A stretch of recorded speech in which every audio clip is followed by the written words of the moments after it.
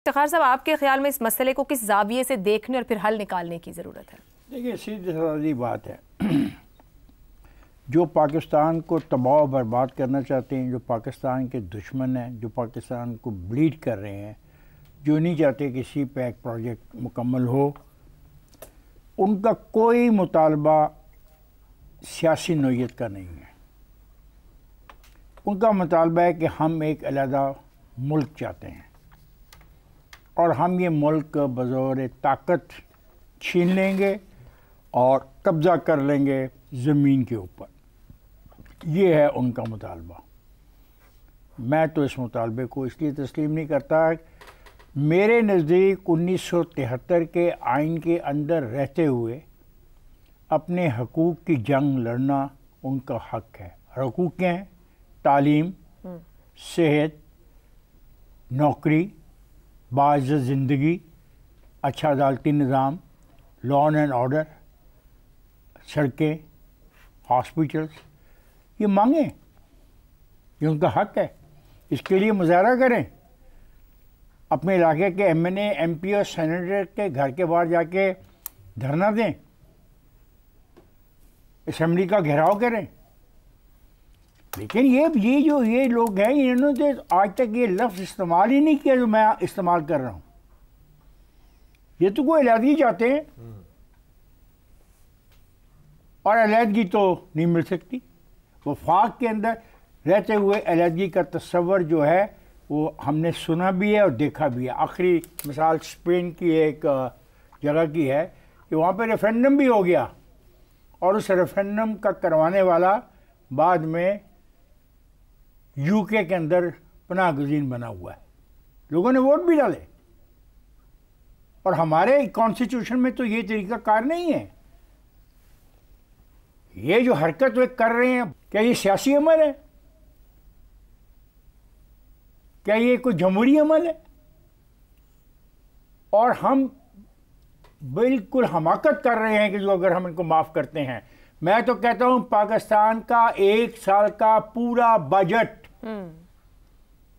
मत बनाओ, सड़कें, पुल, ब्रिज 1 साल के लिए, कोई फर्क नहीं पड़ेगा। इस बजट को ड्रोन खरीदने में लगा दो। इस बजट को वहाँ पे AB का जो रौला है इसको ख़त्म करो। तमाम की तमाम बलूचिस्तान में पुलिस, नेवी, रेंजर्स और मुजाहिद खड़े करो। अगर हम बलूचिस्तान को अपने हाथों से गवा बैठे तो बाकी ये जो बजट हम लगा रहे हैं पाकिस्तान के अंदर, इसका कोई फ़ायदा नहीं होगा। ठीक है, हमें एक ऐसा मुल्क चाहिए जहाँ पे ये दहशतगर्द ना हो। अब जो कल हरकत हुई है, हौसला कीजिएगा ज़रा। कल जो हरकत हुई है ये सियासी हरकत नहीं, और जैगम बिल्कुल सही कह रहा है कि कंट्रोल एंड कमांड का सिस्टम अफगानिस्तान से चल रहा है, उनके साथ है, कुर्दों से इनके तल्लुकात हैं। ठीक हो। कौन लेके इनको फिर रहे गली गली और मोहल्ले महल्ले पाकिस्तान के अंदर? ये क्या चाहते क्या हैं? और एक बात याद रखो, 1970 से लेके 2024 तक वहाँ के हुक्मरान वो खुद हैं। ठीक हो गया, तो जिम्मेदार भी वो खुद है। बिल्कुल दुरुस्त है। नहीं, और जो अगर NFC अवार्ड है तो उन्हीं को दिए जा रहे हैं ना। बिल्कुल ऐसा, उस पर सवाल करें। लेकिन आप एक बात नोट कर लें, वो सवाल ये कर ही नहीं रहे। ठीक हो गया। वो तो आज़ादी चाहते हैं और आज़ादी फेडरेशन में रहते हुए नहीं। वर्ल्ड एयर क्वालिटी रिपोर्ट 2024 के मुताबिक गुज़िश्ता साल माहौलियाती आलूदगी के लिहाज से बदतरीन ममालिक की फहरिस्त में पाकिस्तान 3रे नंबर पर है। रिपोर्ट के मुताबिक इस्लामाबाद, रावलपिंडी, लाहौर, पेशावर और फैसलाबाद समेत पाकिस्तान के 12 शहरों में आलूदगी की सालाना औसत मिकदार WHO की हिदायत से 10 गुना ज्यादा है। चाड और बांग्लादेश के अलावा बाकी तमाम ममालिक पाकिस्तान से बेहतर हैं। एक तहकीक के मुताबिक माहौलियाती तलियाती तनज़्ज़ुली से हर साल पाकिस्तानी मईशत को करीबन 500 अरब रुपए का नुकसान होता है और इसमें बतदरीज इजाफा हो रहा है। गुज़िश्ता कुछ सालों से मुख्तलिफ आलमी और कौमी इदारे, रिपोर्ट्स और एक्सपर्ट्स पाकिस्तान को तेज़ी से रूनुमा होती माहौलियाती तब्दीलियों का मुकाबला करने के लिए खबरदार कर रहे हैं। 2022 के सैलाब की तबाहकारियों के बाद तो इस आगाही में मज़ीद शिद्दत आई है। पंजाब हुकूमत ने मौसमियाती तब्दीलियों से निमटने के लिए 15 अरब के मंसूबों का आगाज़ किया है। अहम इक़दामात में ग्रीन बिल्डिंग का क़याम, माहौलियाती लेबॉर्ट्रीज, मॉनिटरिंग कंट्रोल सेंटर्स, नए डिविजनल दफातर का क़याम, कार्बन क्रेडिट समेत मुख्तलिफ प्रोजेक्ट्स शामिल हैं। इन तमाम प्रोजेक्ट्स के नफाज और चेक एंड बैलेंस के लिए खुसूसी तौर पर एनवायरमेंटल प्रोटेक्शन फोर्स कायम की जा रही है। फोर्स के एहलकार जदीद टेक्नोलॉजी, ई बाइक्स, ऑपरेशनल गाड़ियाँ, ड्रोन, बॉडी कैमराज और आईपैड से लैस होंगे। ये दस्ते रियल टाइम डाटा फराहम करेंगे और आलूदगी से ज़्यादा मौसर तरीके से निपटने में मदद देंगे। माहौलियाती तहफ़्फ़ुज़ फोर्स के 11 स्क्वाड्स होंगे, जिनमें इंसदाद प्लास्टिक स्क्वाड, फ़ज़ाई मयार की निगरानी का स्क्वाड, पानी के तहफ़्फ़ुज़ का स्क्वाड, गाड़ियों के धुएं की जांच और शहरी गश्त स्क्वाड शामिल है। फोर्स प्लास्टिक बैग्स, कूड़ा जलाने, फैक्ट्रीज के फुजले को तल्फ करने की चेकिंग और माहौलियाती आगाही के लिए शहरों की पेट्रोलिंग करेगी। फोर्स खिलाफ वर्जी पर शहरियों को जुर्माने भी करेगी। बज़ाहिर ये तमाम इक़दामात इंतहाई ज़रूरी और अहम हैं, मगर अहम सवाल यह है कि क्या इन तमाम इक़दामात का प्लान के मुताबिक नफाज हो पाएगा। अहम सवाल तो ये भी है कि हुकूमती इक़दामात के साथ साथ अवाम का संजीदगी के साथ हिदायत पर अमल करना कितना ज़रूरी है। माहौलियाती आलूदगी से निपटना जहाँ हुकूमतों की जिम्मेदारी है, वहीं अवाम को भी चाहिए कि वो इन कोशिशों में हुकूमती इक़दामात का साथ दें, क्योंकि माहौलियाती आलूदगी किसी एक का नहीं, हम सभी का मसला है। इसी पर पैनल की राय जानेंगे कि अवाम कितनी संजीदगी से इसका साथ दे पाएगी। पैनल के लिए सवाल, पाकिस्तान दुनिया का तीसरा आलूदा तरीन मुल्क करार, पंजाब में इक़दामात, माहौलियाती तहफ़्फ़ुज़ फोर्स का क़याम, 11 मुख्तलिफ स्क्वाड्स, क्या निचली सतह तक माहौलियाती क़वानीन का नफाज मुमकिन हो सकेगा। ज़ैगम साहब, कहने सुनने को, पढ़ के देखने को, इश्तिहार भी छाप दिया गया, बड़ा एक आइडियलिस्टिक सी बात लगती है, हो जाए तो कमाल है। क्या ये कमाल हो सकता है?